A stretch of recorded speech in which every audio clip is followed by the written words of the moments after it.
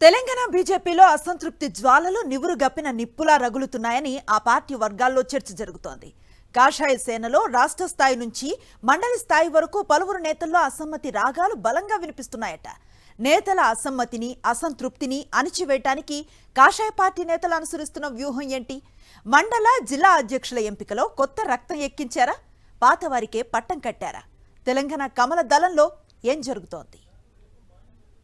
తెలంగాణలో అధికారాన్ని దక్కించుకోవడానికి పార్టీ అధిష్టానం తీవ్ర స్థాయిలో కృషి చేస్తోందని పార్టీ వర్గాల ద్వారా అందుతున్న సమాచారం. ఇందుకోసం అన్ని రకాల వ్యూహాలు పన్నుతున్నట్టు చెప్పుకుంటున్నారు.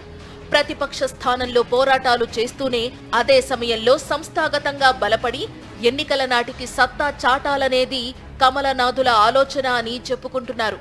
ఈ నేపథ్యంలో తెలంగాణ బీజేపీ సంస్థాగత నిర్మాణం చివరి దశకు చేరిందని సమాచారం.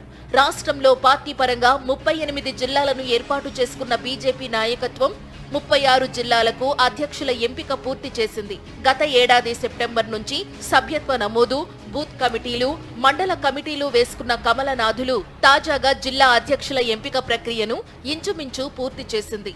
ఈ క్రమంలో జిల్లా అధ్యక్షుల ఎంపికలో తలెత్తిన సమస్యలు పార్టీ నాయకత్వానికి తలనొప్పి వ్యవహారంగా మారాయని కమలం పార్టీ వర్గాల్లో చర్చ జరుగుతోంది. జిల్లా అధ్యక్ష బాధ్యతలు ఆశించి భంగపడిన నేతలు రాష్ట్ర పార్టీ పెద్దలతో మాట్లాడి అమీతుమీ తేల్చుకోవడానికి ప్రయత్నిస్తున్నట్టు సమాచారం. అసంతృప్త నేతలను పార్టీ రాష్ట్ర సంస్థాగత ప్రధాన కార్యదర్శి చంద్రశేఖర్ నచ్చజెప్పి పంపించే ప్రయత్నం చేస్తున్నారని చెప్పుకుంటున్నారు. పార్టీ అన్ని కోణాల్లో ఆలోచించే నిర్ణయం తీసుకుందని, ఇక ఈ విషయంలో మరో మాటకు తావులేదని కొంత కఠినంగానే నేతలకు చెప్పే ప్రయత్నం చేస్తున్నారట. గట్టిగా అరిచి లొల్లి చేసే నేతలకు ఆయన గట్టిగా వార్నింగ్ ఇచ్చారట. కొత్త జిల్లా అధ్యక్షులకు సహకరించని పక్షంలో ఇంట్లోనే ఉండండి, అంతే తప్ప ఇక్కడ లొల్లి చేస్తే ఊరుకునేది లేదని ఆగ్రహిస్తున్నారని సమాచారం.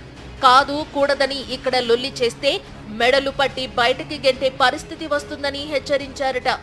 మీడియా ముందు మాట్లాడితే చర్యలు తప్పవని వార్నింగ్ ఇచ్చారట. ఇక చేసేది లేక అసంతృప్త నేతలు తిరిగి వెళ్లిపోయారని పార్టీ వర్గాల్లో చెప్పుకుంటున్నారు. రంగారెడ్డి జిల్లా అధ్యక్షుడిగా కొత్తగా నియమించిన రాజ్ భూపాల్ గౌడ్ ను గతంలో పార్టీ నుంచి సస్పెండ్ చేశారు. మళ్లీ తిరిగి పార్టీలోకి తీసుకున్నట్లు ఒక్క ప్రకటన కూడా లేదు. అతనికి జిల్లా పార్టీ పగ్గాలు ఎలా ఇస్తారని రంగారెడ్డి జిల్లాకు చెందిన అసమ్మతి నేతలు ప్రశ్నిస్తున్నారట.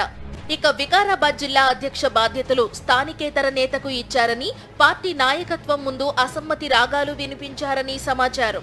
ఇక రంగారెడ్డి అర్బన్ అధ్యక్ష బాధ్యతలు ఎంపీ ఈటల రాజేందర్ ప్రతిపాదించిన నేతకు కాకుండా కొత్త వ్యక్తికి అప్పగించారని సమాచారం.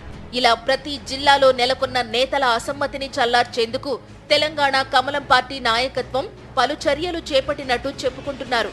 వారి చర్యలు ఏ మేరకు వర్కౌట్ అవుతాయో వేచి చూడాలి.